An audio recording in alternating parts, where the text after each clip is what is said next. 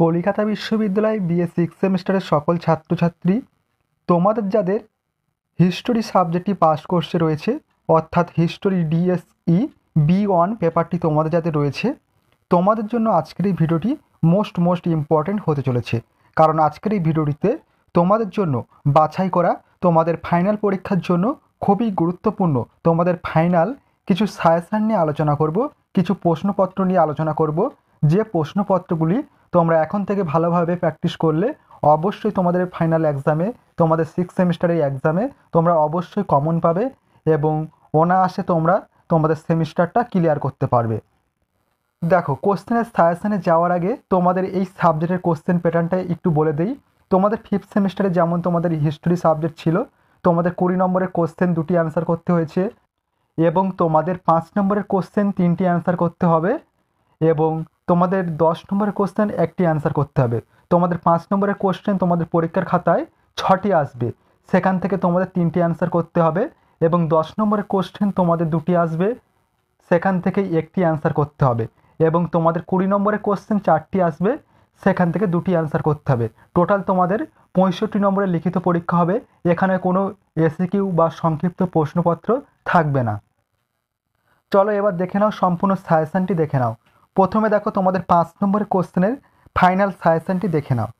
5 নম্বরের কোশ্চেনের জন্য যে প্রশ্নপত্রগুলি এখন থেকে প্র্যাকটিস করবে, দেখো প্রথম কোশ্চেন রাখা হয়েছে বাণিজ্যিক পুঁজিবাদ কি, মোস্ট ইম্পর্টেন্ট কোশ্চেন। এবং 2 নম্বর কোশ্চেন লেসে ফেয়ার নীতি বলতে কী বোঝো, ভেরি ইম্পর্টেন্ট কোশ্চেন। এবং 3 নম্বর কোশ্চেন ষোড়শ শতকের ইউরোপের নব্য বণিকদের তুমি কিভাবে চরিত্রায়িত করবে, মোস্ট ইম্পর্টেন্ট। এরপর দেখো 4 নম্বর কোশ্চেন বৈজ্ঞানিক সমাজতন্ত্রবাদ বলতে কী বোঝো, মোস্ট ইম্পর্টেন্ট। এবং 5 নম্বর কোশ্চেন কাল্পনিক সমাজতন্ত্রবাদে রবার্ট ওয়েনের অবদান কী ছিল। এবং 6 নম্বর কোশ্চেন দেখো ইংল্যান্ডের এনক্লোজার ব্যবস্থার উপর একটি সংক্ষিপ্ত টিকা লেখো, ভেরি ইম্পর্টেন্ট কোশ্চেন। এরপর দেখো 7 নম্বর কোশ্চেন রাখা হয়েছে মূল্য বিপ্লব কী কারণে হয়েছিল, কোশ্চেনটিও গুরুত্বপূর্ণ আছে। তোমাদের মোস্ট ইম্পর্টেন্ট তোমাদের এই প্রথম 6টি কোশ্চেন ভেরি ইম্পর্টেন্ট। এই 6টি কোশ্চেন অবশ্যই যদি তোমরা প্র্যাকটিস করো, এখান থেকে 3টি কোশ্চেন তোমরা অবশ্যই কমন পেয়ে যাবে। এখান থেকে 3টি কোশ্চেন তোমরা অবশ্যই কমন পেয়ে যাবে। তার সাথে বলবো তোমরা 7 নম্বর কোশ্চেনটিও ভালোভাবে প্র্যাকটিস করে যেও। এরপর দেখো 10 নম্বরের প্রশ্নের ফাইনাল সাজেশনটি দেখে নাও।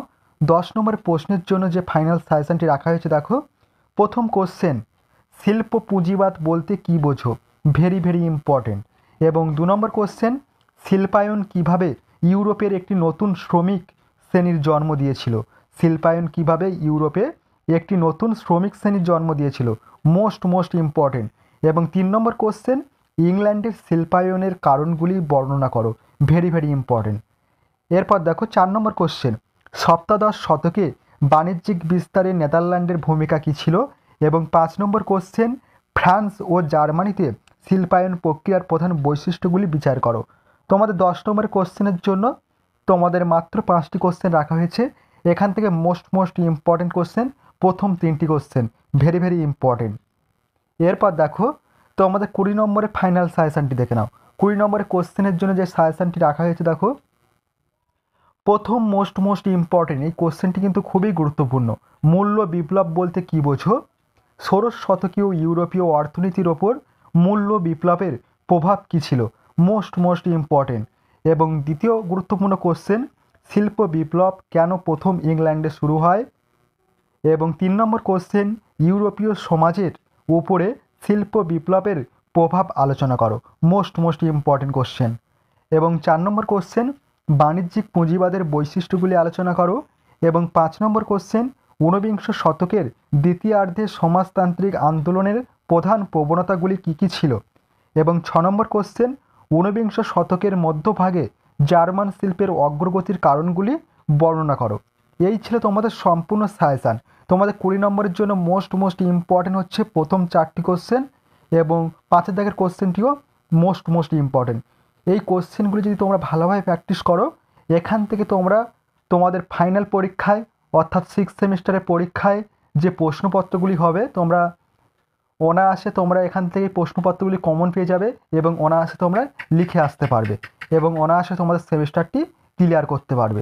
ভিডিওটি আজ এই পর্যন্ত। ভিডিওটি ভালো লাগলে অবশ্যই ভিডিওতে একটি লাইক প্রদান করো এবং তোমরা যারা আমার এই চ্যানেলে নতুন আছো অবশ্যই তোমরা চ্যানেলটি সাবস্ক্রাইব করে রেখো এই ধরনের গুরুত্বপূর্ণ ভিডিও আরও পাওয়ার জন্য।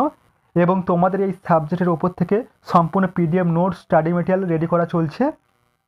পিডিএফ নোটস রেডি হয়ে গেলে তোমাদের অবশ্যই জানিয়ে দেওয়া হবে, তোমরা অবশ্যই পিডিএফ নোটস সংগ্রহ করতে পারো।